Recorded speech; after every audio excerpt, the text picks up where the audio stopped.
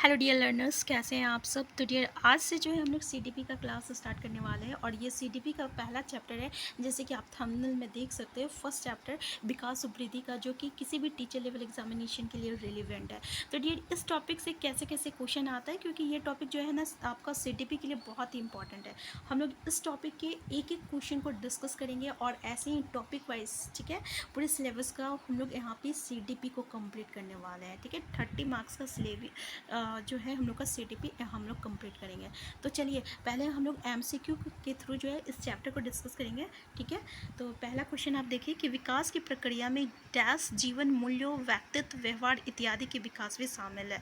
अगर हम लोग देखें तो दृष्टिकोण, स्वभाव, रुचियों, आदतों, तो ये चारों चीज़ जो है ना, ये आपका जो है ये चारों चीज़ इसका इसमें आ जाएगा। क्योंकि विकास जो रहता है ना, एक ऐसी प्रक्रिया है जिसमें हर चीज़ आता है। ठीक है, आदत में भी विकास होता है, रुचि में भी विकास होता है, उसकी स्वभाव में भी विकास होता है, देखने का जो नज़रिया होता है, उसके दृष्टिकोण, पहले आदमी सोचता है, फिर कुछ सोचता है, फिर धीरे धीरे बोलता है कि नहीं ये तो अच्छा हो गया। किसी के प्रति हम पहले बुरा सोचते हैं, बुरा दृष्टिकोण होता है, फिर बाद में धीरे धीरे क्या लगता है, नहीं नहीं वो इंसान तो अच्छा है। तो इस तरीके से हमारे दृष्टिकोण में भी विकास हो सकता है। तो इसमें ऑप्शन क्या हो जाएगा, आंसर आपका फोर्थ हो जाएगा। ठीक है, नेक्स्ट है आपका बाल विकास के अध्ययन में निम्नलिखित से किन बातों को शामिल किया जाता है। पहला, आयु के साथ होने वाले परिवर्तनों का कार्य स्वरूप होता है। बालक में होने वाले परिवर्तनों का विशेष आयु के साथ क्या संबंध होता है।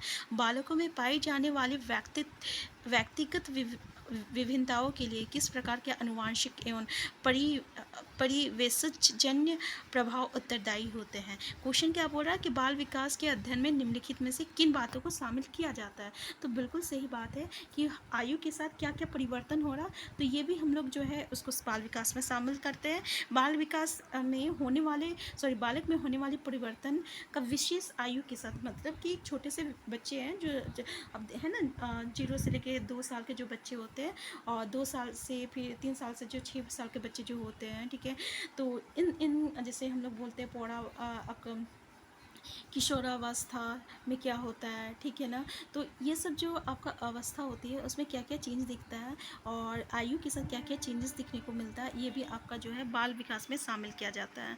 नेक्स्ट है बालकों में पाई जाने वाले व्यक्तिगत विभिन्नताओं के लिए किस प्रकार के आनुवंशिक एवं परिवेशजन्य प्रभाव उत्तरदायी होते हैं। तो बिल्कुल है कि अगर हम व्यक्तिगत भिन्नता क्या होती है कि सब जिसको हम लोग इंग्लिश में इंडिविजुअल डिफरेंस कहते हैं। ठीक है, इसमें का मतलब क्या होता है कि हर एक लोग जो रहता है एक दूसरे से अलग रहता है। जैसे कि आपको पता है इसका कारण क्या हो सकता है, जैसे कोई लंबे होते हैं, कोई छोटे होते हैं, कोई काले होते हैं, कोई गोरे होते हैं, कोई बहुत इंटेलिजेंट होता है, कोई आपको बहुत ही डम्प रहता है। ठीक है ना, तो ये जो व्यक्तिगत डिफरेंसेस है, किस इसका मतलब उत्तरदायी कौन होता है।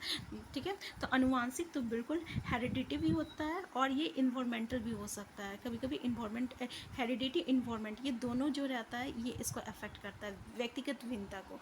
तो आंसर क्या हो जाएगा आपका, तो आंसर जो रह जाएगा, आंसर आपका फोर्थ हो जाएगा, क्योंकि ये तीनों स्टेटमेंट जो है ये बिल्कुल सही है और बाल विकास के अध्ययन में ये शामिल किया जाता है। नेक्स्ट है, आप अपनी कक्षा में से कुछ छात्रों को चुनकर 6 महीने में उनमें होने वाले विकास की एक रिपोर्ट तैयार करना चाहते हैं। तो इसके लिए आप निम्न में से क्या चुनेंगे। देखिए यहाँ विकास की बात कर रहा और 6 महीना में क्या क्या विकास हुआ वो हम लोग को देखना है। तो प्रत्येक माह उनकी लंबाई मापेंगे, प्रत्येक माह उनका वजन तोलेंगे, प्रत्येक माह उनकी रुचियों, आदतों, दृष्टिकोण, स्वभाव, व्यक्तिगत व्यवहार आदि में होने वाले परिवर्तन की जांच करेंगे। अब देखिए हम लोग का विकास की बात कर रहा है, वृद्धि की बात नहीं कर रहा है, इसलिए हम लंबाई नहीं नापेंगे। हम लोग का विकास की बात कर रहा है, वृद्धि की बात नहीं कर रहा है, इसलिए वजन भी नहीं तोलेंगे। ठीक है, हम लोग क्या करेंगे, प्रत्येक माह उसमें क्या क्या चीज़ जो है बदलाव आया है वो देखेंगे। उसकी रुचि में क्या बदलाव हुआ, उसका आदत में क्या बदलाव हुआ, उसका दृष्टिकोण क्या है, उसका स्वभाव कैसा हुआ, उसका व्यक्तित्व व्यवहार में क्या चेंजेस आया। ठीक है ना, तो ये सब चीज़ जो रहता है ये आपका विकास में आ जाता है। आंसर थर्ड इसका करेक्ट आंसर हो जाएगा। निम्न में से कौन सा कथन जो है आपका सत्य है। पहला, दृष्टिकोण, भावनाएं और आदर्श संज्ञानात्मक विकास के विभिन्न हिस्से हैं और भाषा विकास, मानसिक चित्रण, अवधारणा और तार्किकता से इनका गहरा संबंध है।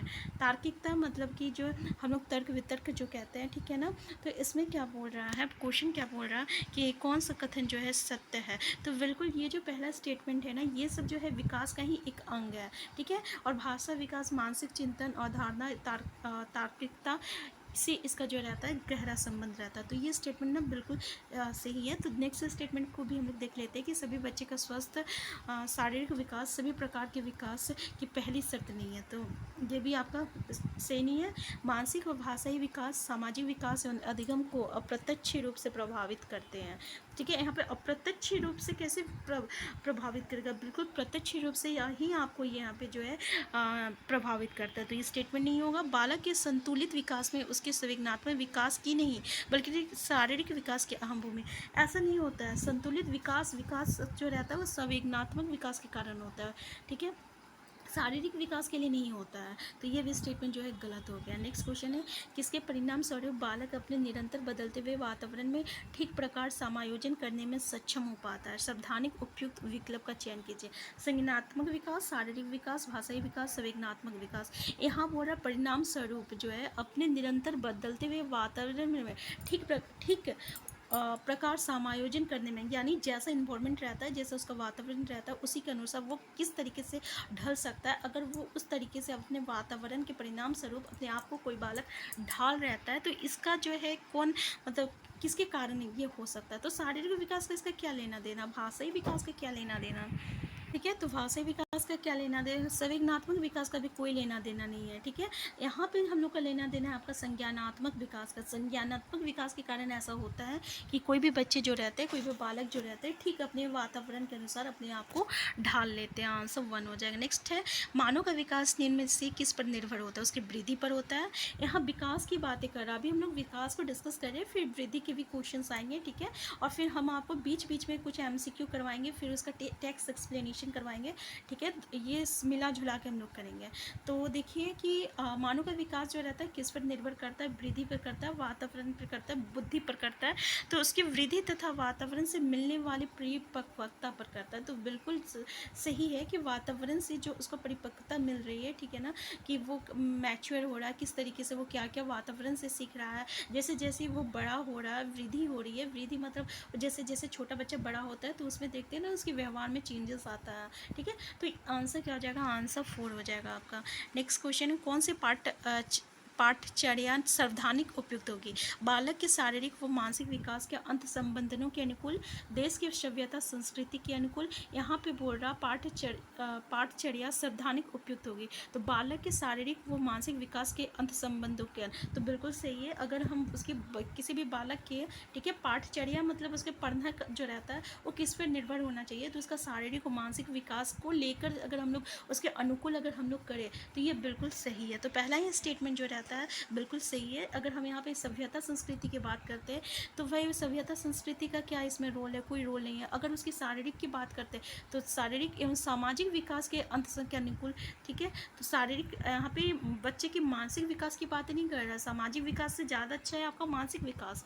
ठीक है, फिर उपरोक्त में से कोई नहीं, तो आंसर क्या हो जाएगा, आंसर आपको 1 ही हो जाएगा। नेक्स्ट है आपका, निम्नलिखित में से कौन सा विकास छोटे बच्चों में मानसिक व संज्ञानात्मक विकास में सावधानिक मददगार होता है। सामाजिक विकास, शारीरिक विकास, संवेदनात्मक विकास, भाषाई विकास। इसमें बोल रहा है कौन सा विकास छोटे बच्चों में मानसिक और संज्ञानात्मक विकास में सावधानिक मददगार रहता है। तो देखिए मानसिक और संज्ञानात्मक विकास छोटे बच्चे में बोल रहा है तो वो क्या हो जाएगा, आपका शारीरिक विकास हो जाएगा। नेक्स्ट है आपका, जब किशोर में किसी वस्तु, समस्या या परिस्थिति के लिए निजी स्तर पर निर्णय लेने की क्षमता का विकास परिपक्व होने लगता है, तो इस विकास को कहते हैं भाषाई विकास, संज्ञानात्मक विकास, सामाजिक विकास और मनोज्ञानात्मक विकास।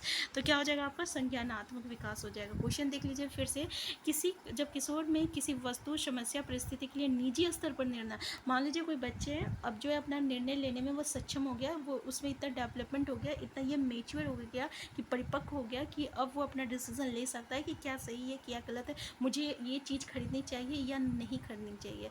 ठीक है, अगर मैं ये चीज़ इतने पैसे पे ले रहा हूँ तो ये मतलब कि हमको बेनिफिट होगा कि नहीं होगा। अगर ये डिसीज़न ये सब लेने जा रहा कोई भी बच्चा, तो उस विकास को हम लोग क्या कहते हैं, उस विकास को हम लोग संज्ञानात्मक विकास कहते हैं। नेक्स्ट है, जब किशोर में नेक्स्ट है, बालक का संज्ञानात्मक विकास निम्नलिखित में से किसे प्रभावित करता है, उसके शारीरिक विकास को, उसके सामाजिक विकास को, उसके नैतिक विकास को।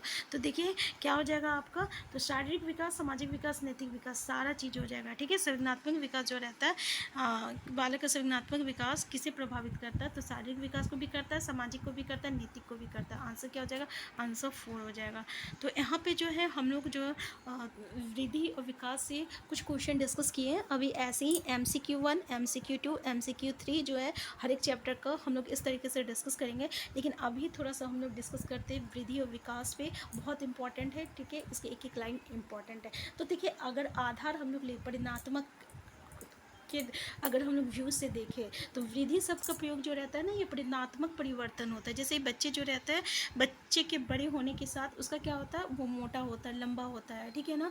तो ये सब उसका आकार ये जो रहता है ना, ये परिणात्मक होता है, क्योंकि उसको हम लोग जो रहता है उसका हाइट को नाप सकते हैं, उसका वेट को नाप सकते हैं, ठीक है।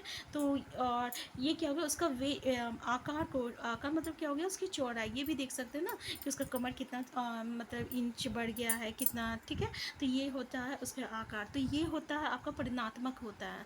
और विकास अगर हम लोग बोले तो परिणात्मक के साथ साथ जो रहता है उसका व्यवहारिक परिवर्तन, मतलब उसका व्यवहार में क्या क्या चेंजेस हुआ, उसका कार्य कुशलता में क्या हुआ, कार्य क्षमता में क्या हुआ, उसका व्यवहार में क्या सुधार हुआ अभी तक। अगर 6 महीना की हम लोग बात करें तो वह 6 महीना में उसका व्यवहार में कोई चेंजेस देखने को मिल रहा है या नहीं मिल रहा। अगर मान लीजिए कोई बच्चा था बहुत पहले शांत रहता था, अब वो बहुत बोलने लगा है, तो ये क्या हो गया, उसका व्यवहार में सुधार, व्यवहार में आपका ये व्यवहार में आ गया, ठीक है ना।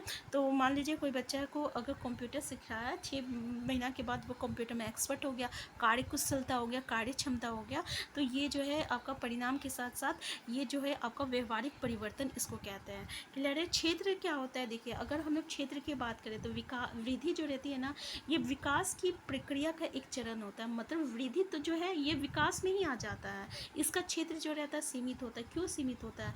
क्योंकि एक बच्चे का वृद्धि जो रहता है ना, कितने साल, अगर हम लड़के की बात करें तो एटलीस्ट 15 या 16 साल, मान लीजिए 18 साल तक होता है। लेकिन लड़की लोग का जब तक आपका पेट नहीं आता है एटलीस्ट 14, 15, ठीक है। कभी कभी इसी एज में भी आके लड़की का जो रहता है हाइट जो रहता है आके रुक जाता है। तो ये एक टाइम पीरियड है कि इसके बाद जो है वृद्धि नहीं होने वाला है।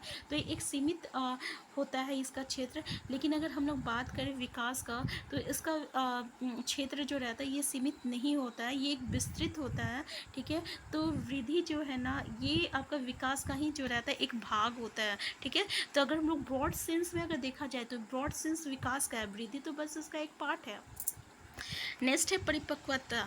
देखिए वृद्धि की प्रक्रिया आजीवन नहीं चलती, बालक के परिपक्व होने के साथ ही ये रुक जाता है, ठीक है। तो वृद्धि का विकास जो रहता है, जैसे ही बच्चे जो रहते हैं परिपक्व हो जाते हैं तो उसके साथ जो रहता है ये आपका वृद्धि रुक जाता है। अब देखिए विकास एक सतत प्रक्रिया है और बालक की परिपक्व होने के बाद भी जो रहता है ये चलते रहता है, ठीक है। यानी उसकी मैच्योरिटी होने के बाद भी ये विकास तो निरंतर मरते दम तक चलते रहेगा। लेकिन ये जो अगर हम लोग बात करें परिपक्वता के आधार पर, तो जैसे ही वो बालक का परिपक्व होने के बाद होने के साथ ही क्या होता है, वृद्धि जो रहती है रुक जाती है। नेक्स्ट है विकास क्या है। तो देखिए बालक की शारीरिक वृद्धि हो रही है, इसका अर्थ ये नहीं होता है ना कि उसका जो विकास भी हो रहा है। जैसे कि अगर आप देखोगे कोई बहुत ही सेम एज का है लेकिन वो बहुत हाइटेड हो गया, बहुत लंबे चौड़े हो, लेकिन उसका अगर मानसिक विकास की हम बात करें तो वो फिर भी बच्चे जैसा करता है। और कोई छोटा बच्चा है ना, फिर वो काफ़ी मेच्योर हो जाता है, ठीक है। तो उसका वृद्धि नहीं हुआ लेकिन उसमें परिपक्वता आ गया, उसमें विकास हो गया। ऐसे ही अगर हम लोग बात करें तो बालक में विकास के लिए भी वृद्धि जो रहता है आवश्यक नहीं होता है। जैसे कि आपका ये वाइस वर्सा हो गया, जिससे अगर वृद्धि के लिए विकास ज़रूरी नहीं है, वैसे ही विकास के लिए वृद्धि ज़रूरी नहीं है, ठीक है ना। तो ये गुणात्मक विकास को दर्शाता है और ये देखिए भौतिक विकास को दर्शाता है। यानी विकास जो रहता है एक भौतिक विकास को दर्शाता है, ठीक है। और अगर हम लोग विकास का बात करें, वृद्धि जो है विकास में आपका एक भौतिक विकास को दर्शाता है। और अगर हम लोग विकास की बात करें तो ये एक गुणात्मक विकास को दर्शाता है, ठीक है। तो यहाँ से हम लोग नेक्स्ट क्लास में जो है हम लोग इसको और भी ज़्यादा अच्छे से डिस्कस भी करेंगे, साथ में MCQ भी करेंगे। अगर आप चैनल में नए हैं तो सबसे पहले चैनल को सब्सक्राइब कर लीजिएगा।